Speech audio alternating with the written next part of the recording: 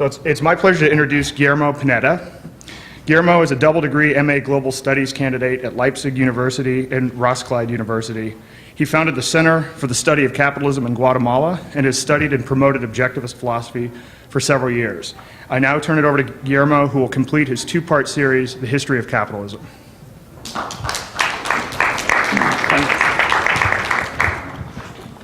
Thanks, Aaron. It's glad to see you again here. It's good that not many people went to see the Eurocup final. It's a pleasure to be here again and continue our discussion on how the history of capitalism had developed during the last 100 years. I'm going to try to focus on the last century, what has happened, but I will also elaborate on what happened previously and how these ideas made an impact at the beginning of the century. I know that yesterday I finished my story with a quite gloomy perspective of what had happened during the 19th century and of how capitalism had established a society that was not consistent with the principles of capitalism that we have been studying here during the whole seminar. And not that I want to depress you more, but the history of the 20th century was also no nirvana for the principles of capitalism. And this is something that I think we should go back all the time in order to continue studying it and put an extra effort to make a change. This last century began with an exceptional, tense global context. In Europe, an arms race to build the largest army on earth had just started approximately 20 years before 1914 with the Great War, and no one knew when this conflict was going to begin. But all of the powers in Europe had the certainty that they were going to go on a fight, and they were preparing this by pulling lots of money from taxes that they were increasing. They started taxing people beginning early in 1905. You could see in the historical records lots of increases in the budget that was being asked for the citizens in many countries. So, for example, from 1940 to 1920, the government expenditure on the GDP as part of the GDP in Britain reached from 12% to almost 20%, and it increased in only 5 years. In the United States, the government expenditure, and remember that they were not thinking, it was almost until the final months, the last months before entering the war that they decided to go, but the government expenditure grew from $20 billion to almost $97 billion. In the defeated countries, the expenditure of government was even higher in order to prepare not for the final destruction, but they were running out of materials to continue fighting, and they made a very good example of what Bastiat described as the broken window fallacy when the war finished. Britain and Germany, by the end of the war, were the two largest welfare states in Europe that were completely destroyed, and the colossal armies and the largest navy that the Kaiser had created was completely disappeared from Earth. So by the time the Archduke of Austria was murdered, the largest expenditure that had ever happened on history as percentage of GDP had happened, and no one paid attention for that until 25 years later, when economists started to consider that the wars were completely destroying the vitality of the economies that were involved in these processes.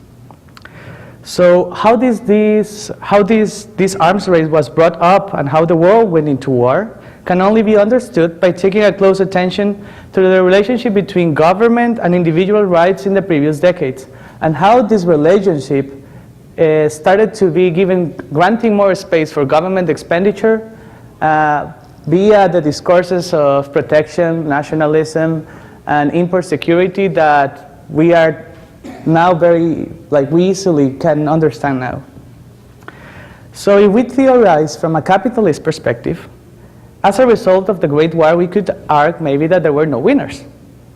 So while a military victory was achieved by Britain and France, and with the help of the United States that actually rescued them, and the Central Powers were completely defeated, the death of millions of men continued from 1918 all the way to 1921 because of the famines that spread all over the continent and reached as far as Lebanon.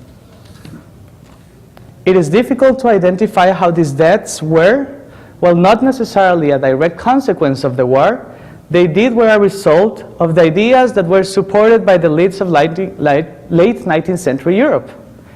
In Europe, it's very interesting and it's very different for the way the political movements grew and developed in the US. You still have it. You have two main political parties and main political philosophies.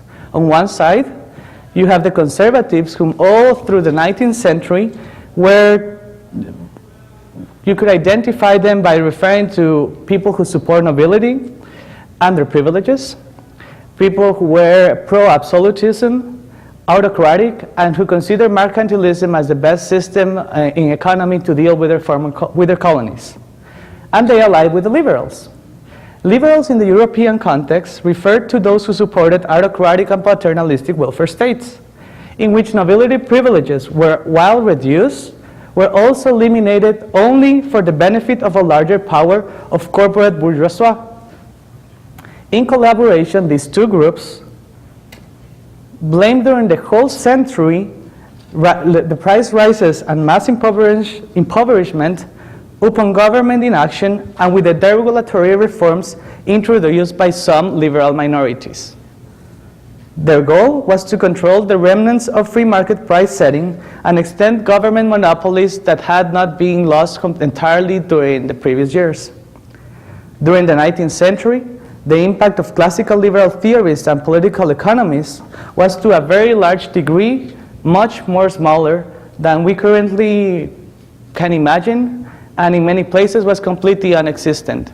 Bastiat is one of the few classical theories that we can remember very well, and who had a way into getting who was widely known among people, and he wrote in newspapers, etc., and he's just one single expression of someone who was a classical liberal, as we will understand the definition now. It took very long for the ideas of classical liberalism to slowly start to be understood by mainstream intellectuals. And many terms that we give now for granted were still non-existent or entirely misunderstood and appropriated by socialists. For example, conservatives, on one hand, blame the factory system and factory foreign competition as the sources of class struggle and poverty. This is something that you currently will not see in its entirety in the US and in Europe, but this discourse is now being reproduced by conservatives in countries that were former colonies. This post-colonial discourse continues to be reinterpreted 100 years later in those areas. On the other hand, the liberals argue that industrialization and mechanization were the cure for and not the cause of the social crisis. That seems very, very liberal. However, and here's the catch, it was necessary for government to extend its control on the market, that was their argument, by hindering investment and promoting economic growth. They couldn't conceive from the liberal perspective in the 19th century to have private investment that was going to hinder economic growth. So these things actually should ring a bell for us to understand how many politicians are right now trying to rescue entire countries, or a few years bail out the car companies that someone mentioned yesterday as an example of a potential pro-capitalistic investment. Well, these same guys and ideas have been going around for 160 years ago, and we can maybe trace them back for another 500 or 1,000 years. And it was only until the 20th century that classical liberalism is starting to get a grasp and a hold in people's minds. So we should take a look, much more close look on how history developed and around these principles. And the job of the historian is very important here, because it is our work as historians to instruct the narrative that is currently being read and reproduced by people and by media and by books. The narrative works by explaining how A leads to B and leads to C. It should be very easy. But this narrative not only needs to be accurate as possible, but also as consistent in theory and principle to what one is trying to narrate. It's very important that the historian recognizes the role of his theory, his philosophy, and his principles in the process that he's trying to pursue. So the stories that we are now telling should not only be shaped by the discourses and events all over the world, but should serve as justification for our pursuit of ideological goals.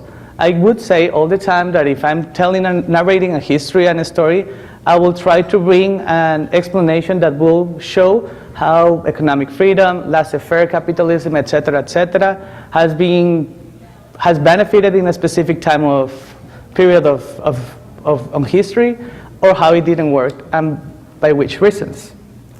By the beginning of the 20th century, the general rule in Europe was that what left Hegelians and many conservatives explain as, quote, the responsibility for arresting the polarization of society was to lie with the state as the custodian of the general interest. And the general interest was structured around loose binary oppositions such as rich and poor, these people and the rich man, or a day laborer and the independent bourgeoisie, that were described in the books, newspapers, and textbooks around the globe. And this comes from the beginning of Hegel's work. In this time, the proletarian was already accepted as opposed to the monopoly of capital, of those who produce to those who consume, and the laboring classes of the people to the domain of the inhuman private ownership.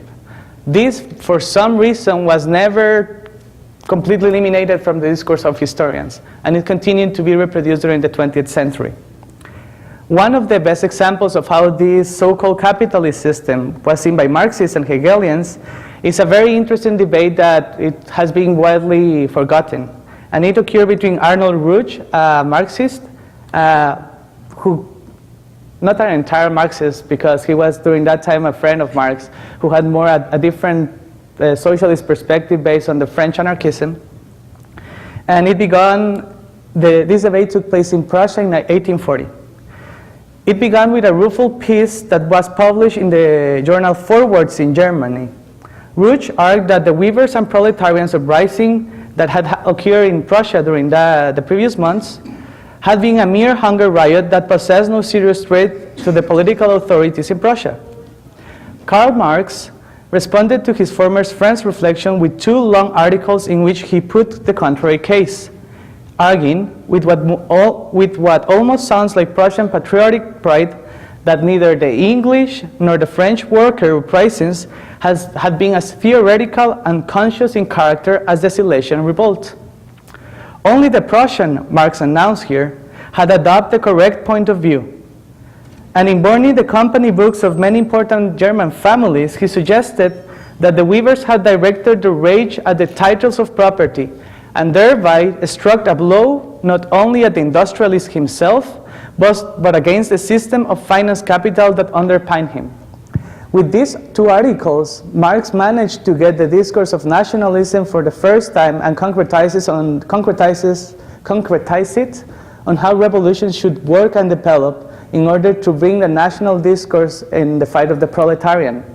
This same discourse was widely read during that time, and somehow it later started diluting in the discussions among many Marxists.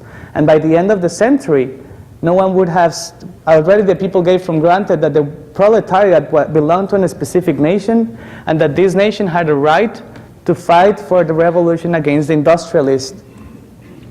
This dispute ultimately led to the issue on conditions with which the oppressed population could successfully revolutionize and mark an irrevocable parting of the ways for both of them, and to the philosophical groups they represented.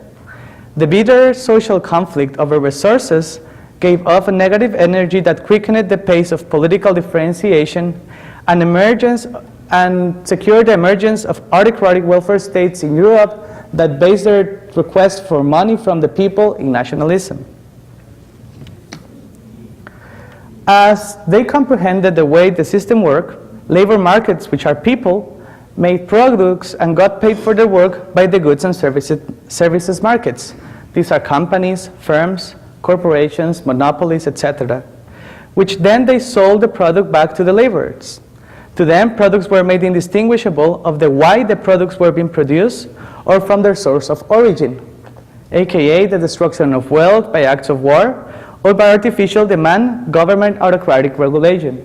This is what the Ministry of Finance argued when he was deciding to use the money to make a large transfer of money from government in Britain in order to continue building the ships and defend themselves from Germany. And the effects that these ideas had throughout the first 30 years of history can be explained by 1929 on how the train of the Great Depressions already was unstoppable. And with it, the coming of FDR's New Deal became the ensign of the philosophical ideas that denied capitalism as the only moral system, because it was never understood as that, and condemned it to further destruction. It was only because of the power of entrepreneurship and because of the recognition of the virtue of independence that implicitly humankind was rescued by innovative minds who managed to survive the New Deal and all the repression it caused in the US for the economy. So how did this disaster occur? And here we'll see how philosophy really matters and I think this will also help us to understand what many people asked me yesterday on how I was proposing something based completely capitalism on philosophy and not in reality. The complexities of the Great Depression are a lot, and its participants are immense, and many authors have studied it from very different points. I will only in this occasion emphasize the anti-capitalist ideas behind the philosophy from which it was originated. Because even though the ideas of liberty, inalienable rights, and private property had been protected in the US Constitution, it was in this country where never before had legislation and policy emanated in such quantities from a central government that managed to ignite the biggest economic depression in human history. Initially, after the Depression, the government had curtailed reform and reduced expending to balance the budget, and so provided for the stability through thought necessary to help economic development.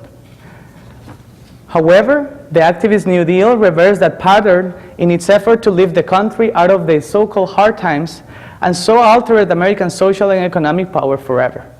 From this period, three main ideas stand as the impetus for revolutionary change to which that time was considered the capitalist system.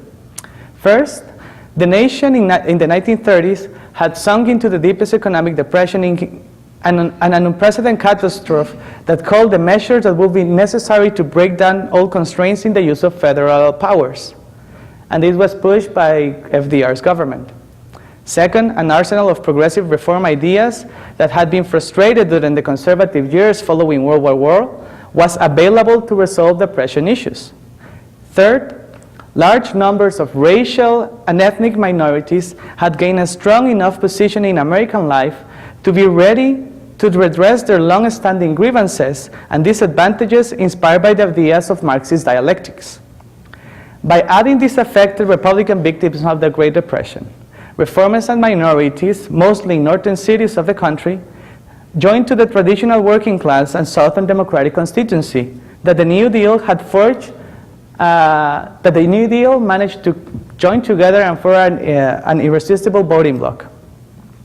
These ideas behind the New Deal can be explained by the approach that Franklin Delano Roosevelt, its maker, explained as the premises in which he founded his understanding of Christianity and democracy. By the term Christian, Roosevelt meant the social gospel message of shared service to those in need that he had learned in his youth. And by democratic, he meant the fealty to a utilitarian reform ethic that was to benefit the majority.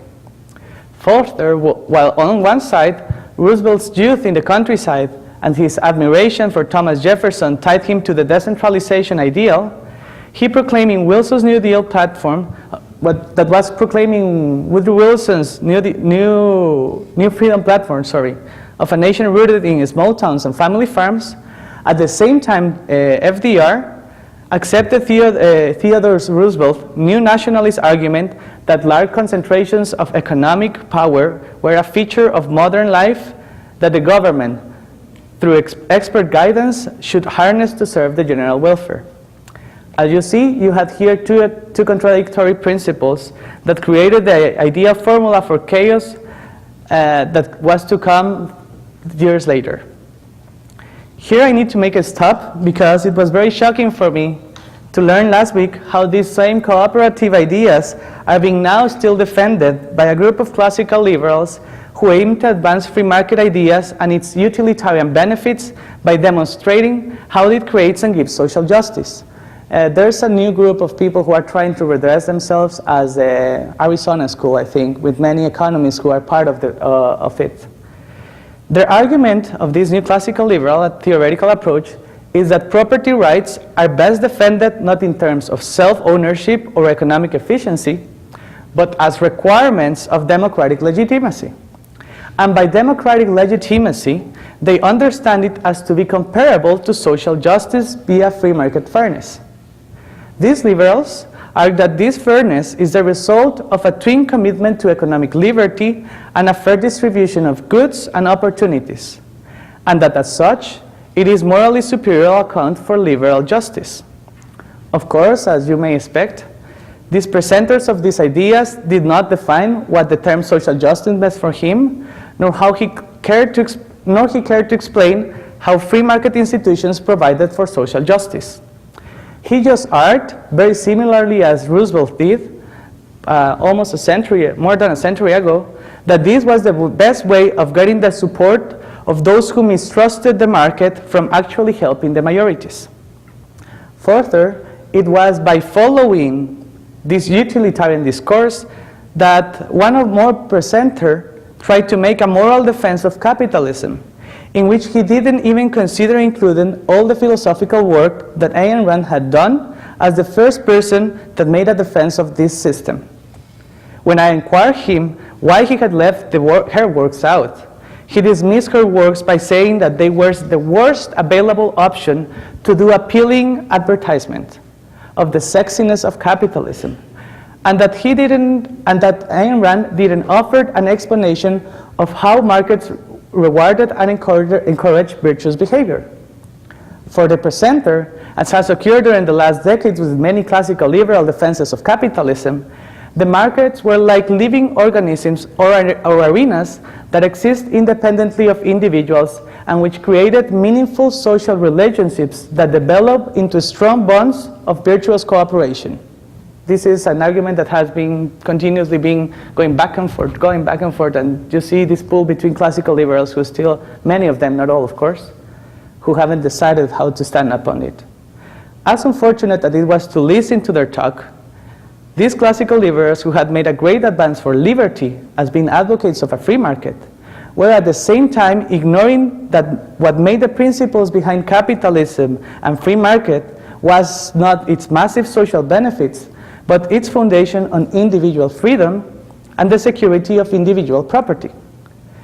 For me, it's very worrying that the lessons from the last centuries are still not clearly understood for many of the most important authors and advocates of freedom that we are actually reading in many new published books.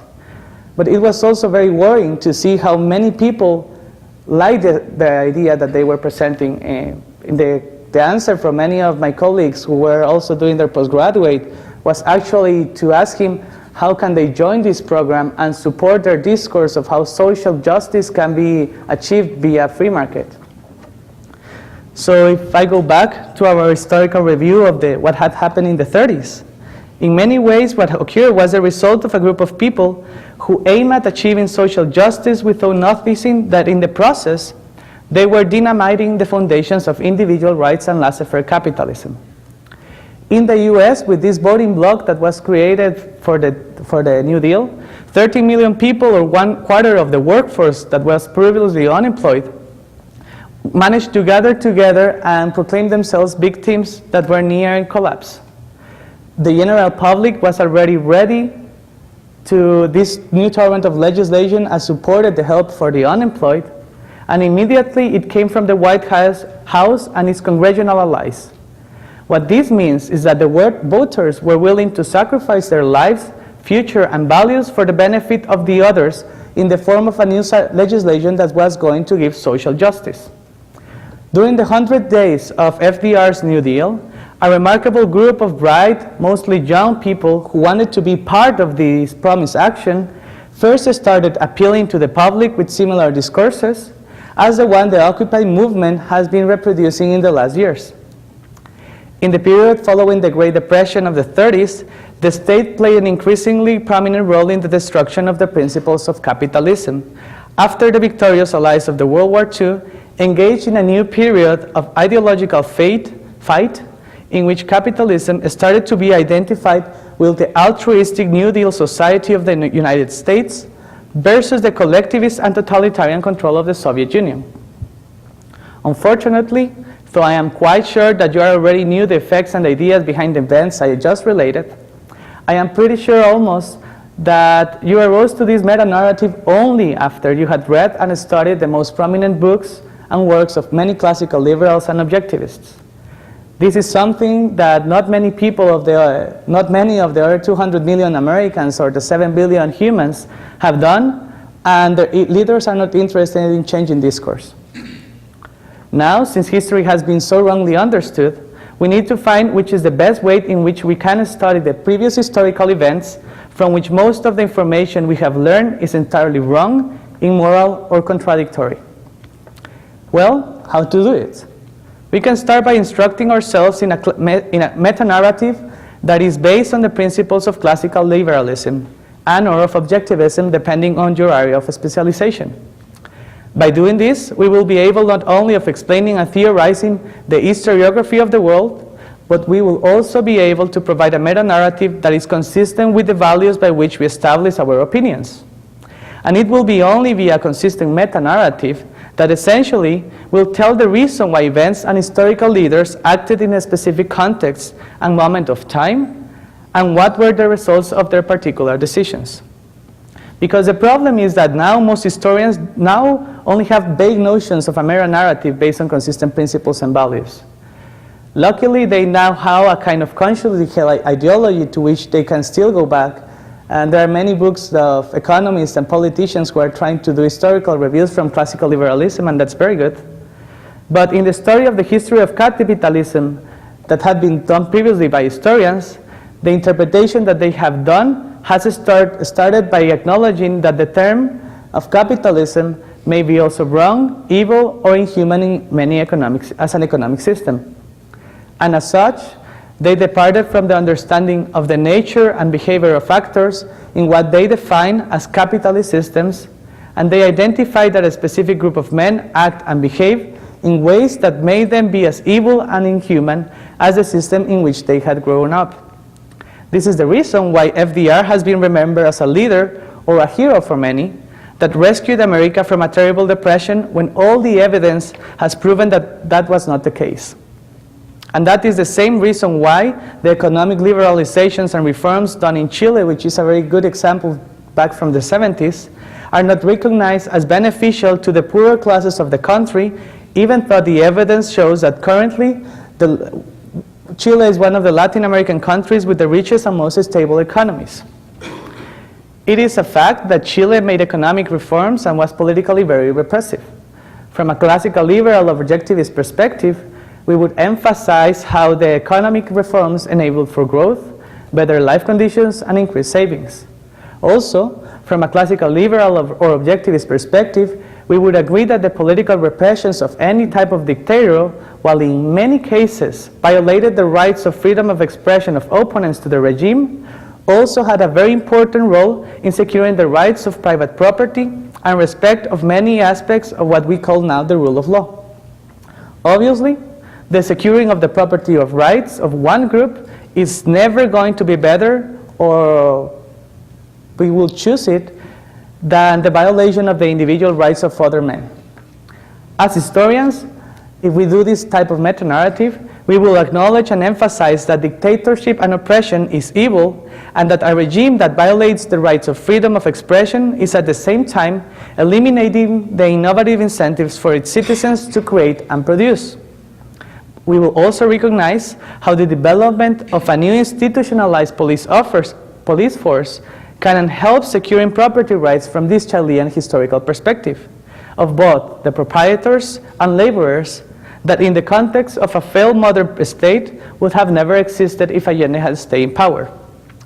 By taking these small but important differentiations, we will be telling a very different history of capitalism and of how such a system can be achieved by triggering wealth, freedom, and innovation. The case of Chile during the military dictatorship of Pinochet is only one example of many others in which we can identify how there exist no objective historical accounts still being written. More so, if we emphasize our readings to a wider historical period, and we try to explain in our minds what has occurred during the last 200 years of history, I am afraid that the same things will come to you when you start doing this review. And the issue is that not even today, after all the years since the publication of Atlas Shrugged, and even after the foundation of great institutions like the Mont Pelerin Society, the Cato Institute, the George Mason University, Francisco Marroquin, and even an organization like the one that is now sponsoring this wonderful event, we can still find enough historiographical research that is consistent, objective, and non-contradictory to the understanding of how human nature works, and to the way in which the division of labor has bring us all the products that we now enjoy.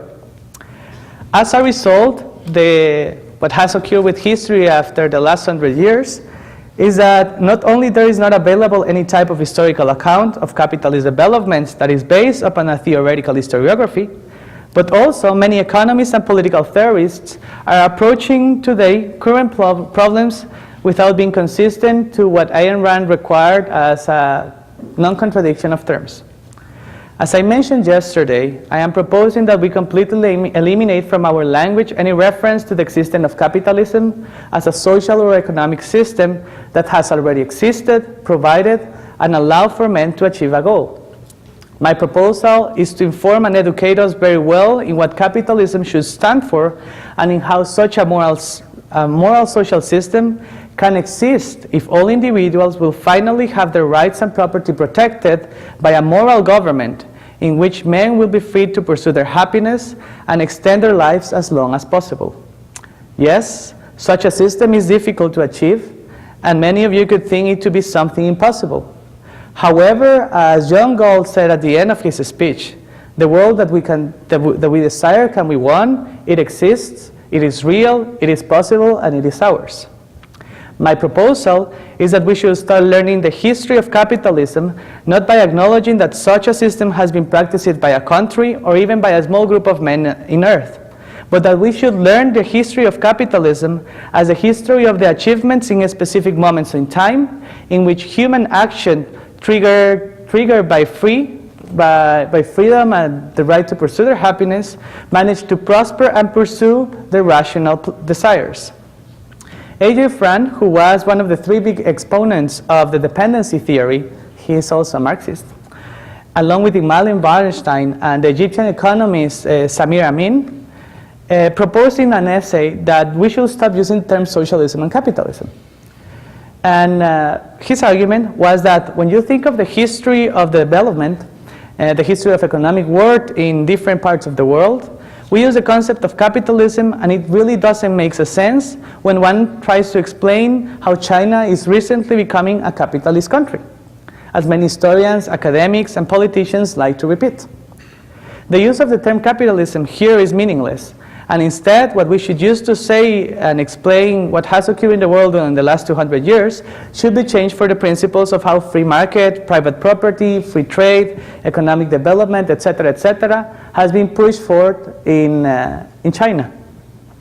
What would happen if we stop speaking of capitalism as something that has existed but that is widely or completely misunderstood, since the people don't understand such a system as possible, is a real problem that we need to fight. So capitalism, due to the reasons and definitions with which it came to be created, becomes a meaningless category in historical explanation. So I think that instead we should start focusing on talking more about market relations and trade relations in regard to what Marx liked to refer as the actions of men, corporations, and countries that seek to produce a profit and utilize the capital to reinvest it in other activities or to continue producing more goods. But this also means that we should also avoid talking about capitalism as a system that is impossible to achieve or that is utopic. More important, we should avoid completely to compare it with the same Marxist process which identified communists as the outcome of socialism, and by which many academics and historians have argued that capitalism is a system that could only be achieved after the mixed economies are rescued by the citizens from government controls, regulations, and violations of individual rights, including their property rights. By doing this, we will explain how society is actually working and what are the activities and institutions that are worth preserving or destroying. A great example of how we can stop using the word capitalism without the fear that I think many people still have, and to tell the story of how capitalism, the principles of capitalism have developed, could occur with the same problem that happened with the term feudalism. As you may remember from your high school education, there has existed a great argument in regard to what feudalism actually refers to with the definitions given by two greatest scholars of that period. On the one hand, we have the definition of Francois Luganchon, who described it as a set of reciprocal legal and military obligations among the warrior nobility, revolving around the three key concepts of lords, vassals, and feals, but who said that this is a particular historical event that can only be applied to the history of England and France. On the other hand, we have Marc Bloch, who includes in the definition of feudalism that it existed in all Europe for over 1,000 years, and in which not only a warrior nobility, but all three states of the realm, the nobility, the clerics, and the peasantry, bonded of majoritarianism, are involved in what many refer as a feudal society. But there appeared a new third trend in which historiographic revisionist scholars started to agree in the fact that the system referred to feudalism was a wrong term, because the system that it described was not the same all through Europe, and it is a highly idealized term. Feudalism, as we know, conjures up images of lords and ladies, knights who do their biddings, and peasants who are tied to the land and just work the fields. However, the system never existed, that specific system never existed in its perfectly, like it is defined. The system was different in different places all over Europe. For example, in France, the king did not have effective control of his underlings, the dukes. So they swore fealty to him. His power really only extended to just a few miles outside of Paris. That conflicts, needless to say, with the image of an old sovereign king who holds his people in line. So because of the difference, in some places it was vastly different than the idea that we have now of feudalism. The alternative, in essence, in that case, as this third new school is proposing, is to study each place individually and not apply blanket statements about feudalism, socialism, capitalism, etc. So, as you can see, it is not propaganda or a conspiracy to overthrow everything that we hold dear, as the term capitalism means so much for us that I want to make this proposal. But rather that by doing this, we are making an effort to make things more clear and easier to study without having to say, they live in a feudal or capitalist society, but it is different in many ways, or in this other, from the non-existing norm, or of what capitalism really means, etc., etc. I know that by doing this, we will be able not only of defending capitalism as the only social system to which we could aspire if we are moral men, but that we will also conclude that the elaboration of a classical liberal and objectivist historiography in the sense set out is both possible and desirable, and that it will have a public aspect so that its productions aim to contribute to and help to shape public understanding and thinking.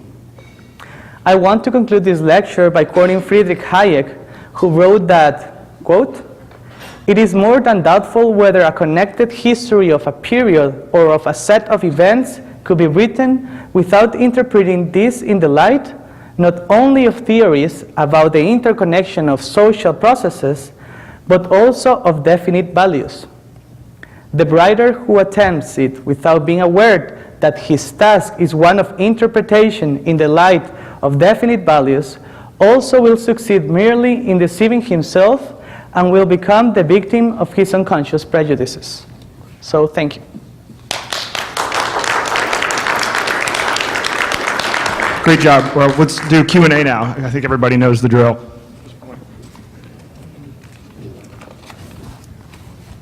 I am primarily interested in your analysis of the Pinochet dictatorship and its expansion of property rights and so on. And I would want to know if, considering the circumstances, you would agree, or how do you feel as to whether it was essential to that or whether it could have been done, the Chilean miracle, as some have tried to call it, without the military regime of the time, or if it was essential to that economic prosperity? I think it is not essential for the economic development of the time and the impact that the Chicago School had there. It was not essential that they had a dictatorship, for sure. They could have done it with a democratic government, or people could have continued after Allende's suicide and elect a different government that could have been open to the ideas of free market. One of the things that I did think that the dictatorship did enable and was more effective than maybe a democratic government would have done was to ensure private property by establishing a stronger police force. It's interesting how the Carabineros in Chile, which is the name of the police force, have continued establishing a very military hierarchy that was established during the Pinochet government that managed to bring them from the corruption ideas to which all different Latin American police forces are still now tied to institutionalize it. It was done only after they copied the military system and put it in practice in the police force. That's the only thing that I think is good, but the rest I wouldn't. So you would not consider the nature of a military regime as inherently contradictory to private property rights at a true expression in the very nature of how such a regime would treat the rights of those who oppose it? The way the military, like the army forces actually behave was by repression, and that's true. And they did repress the freedom of expression. They eliminated many political opponents, and there's like at least I think like 20,000 people who are still disappeared. So I wouldn't argue that this specific context was a means of protecting private property, but actually hurt it and hurt the development of new leaders and new institutions. So I will argue that only the development of a more institutionalized police force was good. That it was done as a copy from the military system and the structure that they did. However, by no means this enable innovation or freedom in any way. My question was this. You seem to be following the definition of capitalism that Rand has in mind, and it seems like a lot of what you've argued, some of what we got into yesterday in terms of there being no such thing as a real capitalist country that's actually existed because everyone falls short in some way. One criticism that I understand that some people have made against Rand's use of capitalism is that capitalism as a term seems to, most people use it more just to talk about a certain type of economic system rather than the broader political system that may be in place there. I was wondering if you had a response to that criticism. Do you find that we sacrifice a certain amount of conceptual precision by expanding the use of capitalism to talk about, I guess, the entire political system rather than merely saying something very specific about the economic system? Well, I think that we are already having a problem because people is misusing the concept. The term, we already have a term for that. When we refer to an economic system, it will be free markets or not free markets. So in that regard, we already have a term. The problem that the majority or mainstream academics misunderstand it's the problem. But we are not in the problem. We already have the term.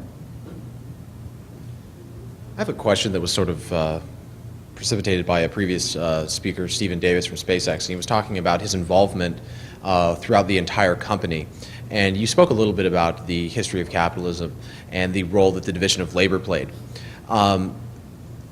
It's become increasingly more apparent to me that the greater separation of rights, roles, and responsibilities throughout a company, the harder it is to manage and the harder it is to grow.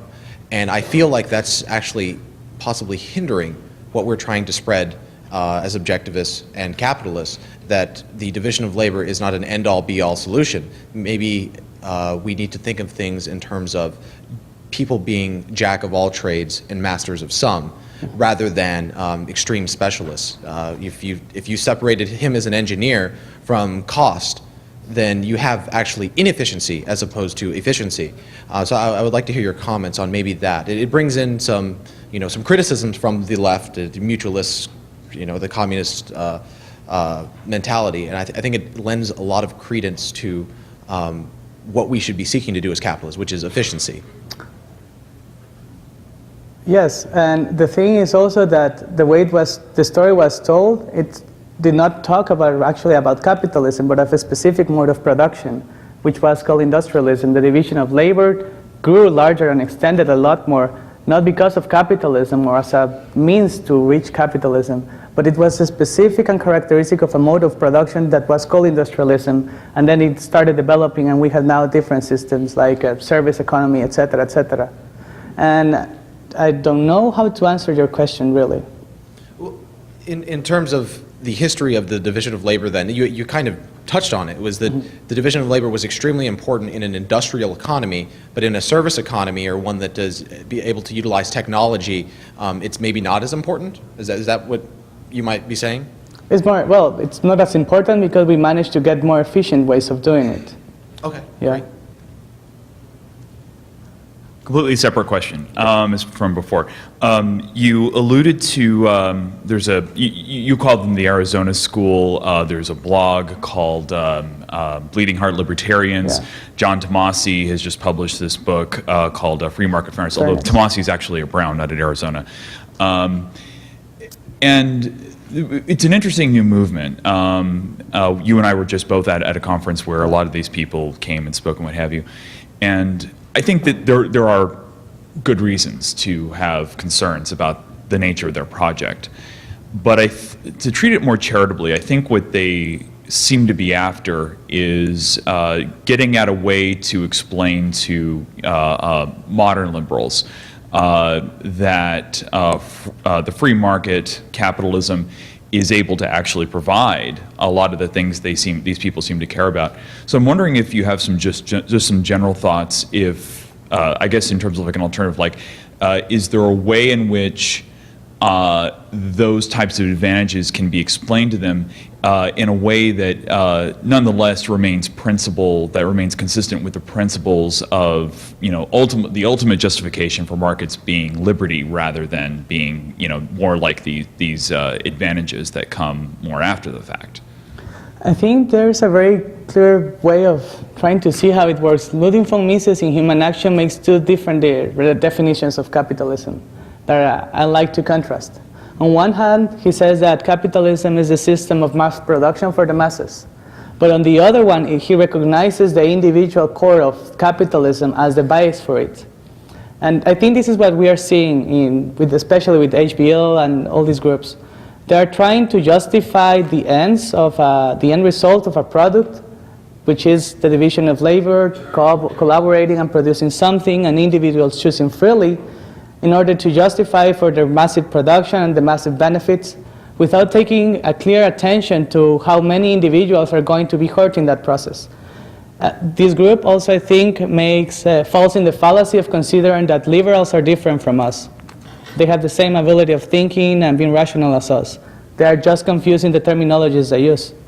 So, for example, you have them, I think that they think by aspiring to their ideals that are contradictory of we should benefit the masses, and they never understand that by benefiting the masses, there's a potential of sacrifices the interest of the individual over of themselves.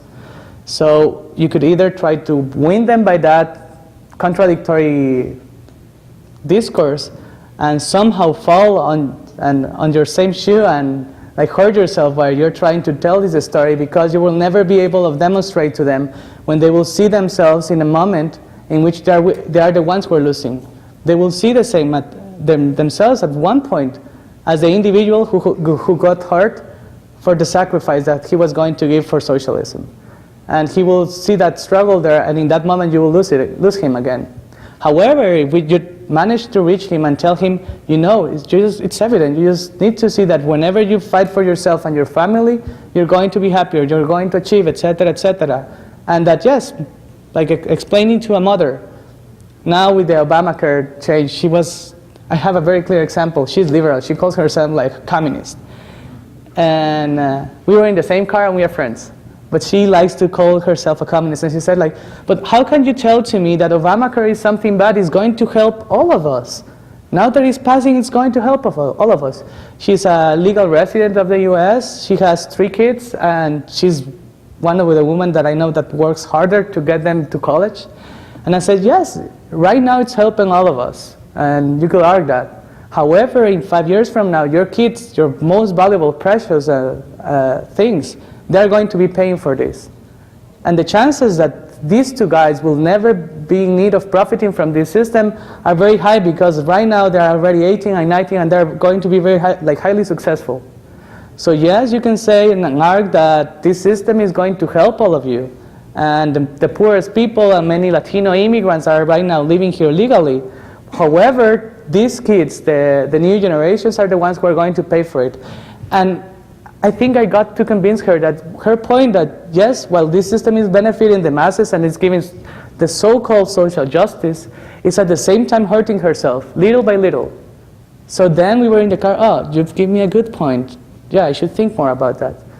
Well, I could have tried the easy way and say, oh yes, we should try to see how free market gives social benefits, etc., and trying to make a global definition of how it should work and make everybody happy and create a free market first system which would not be existent.